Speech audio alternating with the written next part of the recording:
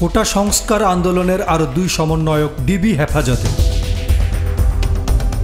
কোটা সংস্কার আন্দোলনের অন্যতম দুই সমন্বয়ক সার্জিক আলম ও হাসনাত আবদুল্লাহকে হেফাজতে নিয়েছে ঢাকা মহানগর পুলিশের গোয়েন্দা শাখা। গতকাল শনিবার সন্ধ্যায় তাদের ডিবি হেফাজতে নেওয়া হয়। ডিবি প্রধান মোহাম্মদ হারুনুর রশিদ গণমাধ্যমকে এ তথ্য নিশ্চিত করেছেন। তিনি বলেন, তাদের নিরাপত্তার কথা বিবেচনা করেই হেফাজতে নেওয়া হয়েছে। এছাড়া কোটা আন্দোলনের কিছু বিষয়ে তাদের জিজ্ঞাসাবাদ করা হবে।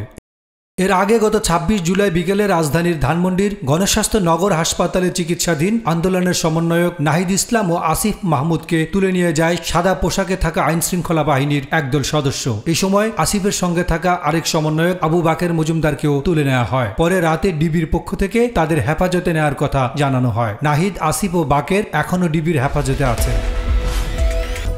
ডেস্ক রিপোর্ট, গণমানুষের আওয়াজ।